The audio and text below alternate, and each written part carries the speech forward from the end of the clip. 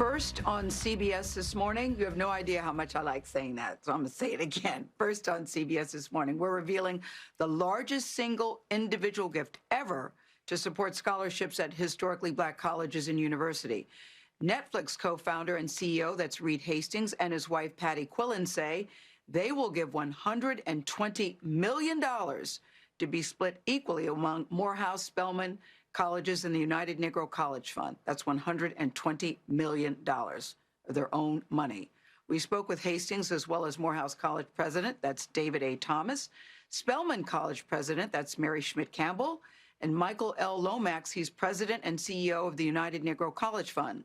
Hastings told us why he decided to make this historic contribution with his wife, Patty. About 5 years ago, I set up a program at my alma mater. And so I was telling Michael Lomax, look at what I'm doing at Bowdoin College. And he said, well, that's great, but, there's this whole other world. And what happens is that white capital tends to flow to predominantly white institutions. And it's just what you know and are comfortable with and have grown up with.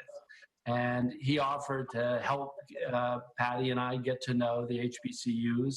And then this year, with a tragedy in America and everyone feeling hopeless, we realized this is the time to do something bigger and to really try to bring the HBCU story front and center. Dr. Lomax, it sounds like we have you to thank on some level about this. When you heard that Reed and his wife were doing this, what was your initial reaction? Well, Reed and I have known one another for 15 years. I knew they needed to go to a range of colleges, and I always felt that historically black colleges were going to be centrally important for that. So, I was making the case to Patty and Reed, great education at historically black colleges, but we need great philanthropists to step up and invest.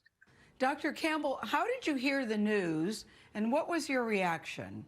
Patty explained that what they wanted to do was to provide a gift of $20 million to fund 10 students a year over the next 10 years with full tuition, room, and board scholarships. The very next day, Patty sent an email around again to Michael, David, and me, and this time said, we've been thinking, and we've decided to make it $40 million. And I just about fainted at that point.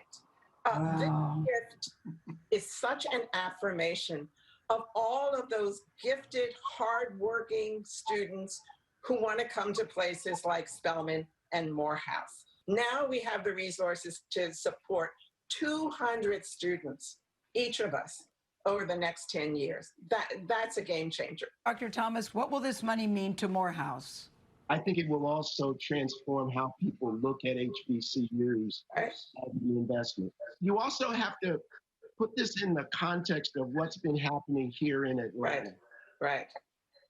During the first week of protests, a student from both Spelman and Morehouse were tased and pulled out of the car by police. I had been with my students who are taking leadership in the protests and writing to them and telling them, you got to practice what you've been taught here at Morehouse and what it represents. And what is that? What you've been taught here is to create change.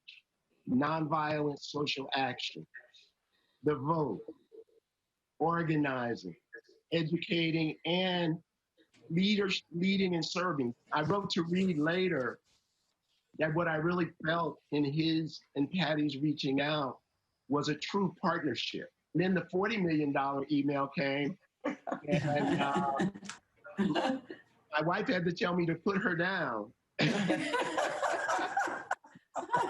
I love that. Did you know you were going to do 40 or did you do 20 and then say, you know what, let's kick it up a notch? We realized that if we really want to support the HBCUs in the right way, we should dig deeper. And so that's where, Patty and I wanted to really go big and really start the ball rolling. As big and wonderful as this gift is, it's a drop in the bucket compared to the need. The wonderful thing about this gift is Patty and Reed did not want the gift named after them.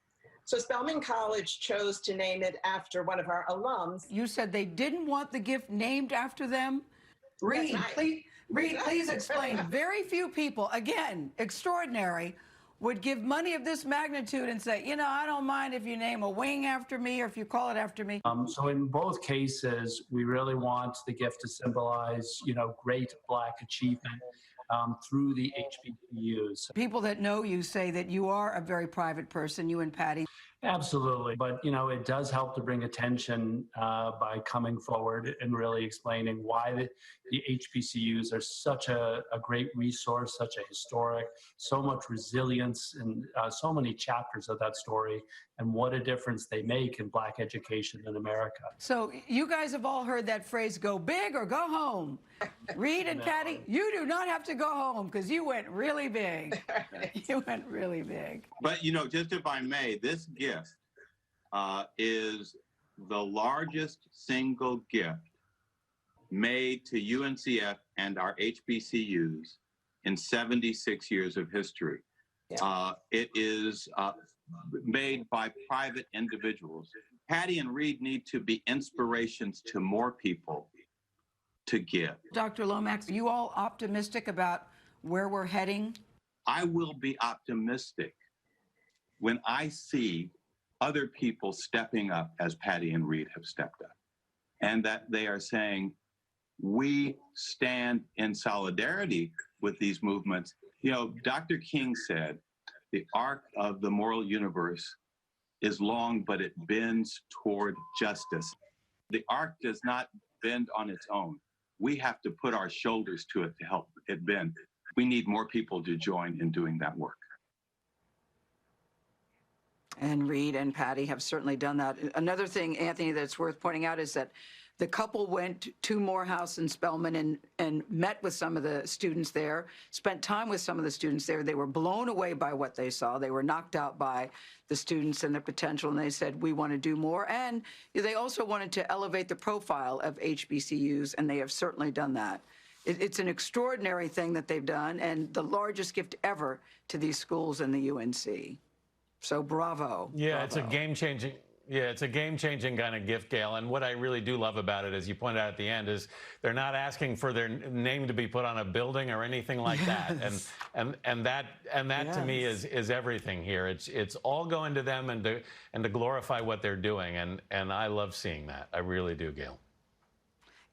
Yeah, and that's the thing that struck me too, Anthony. I don't know anybody that does that and just says, you can call it, you know, my name. But this is the thing.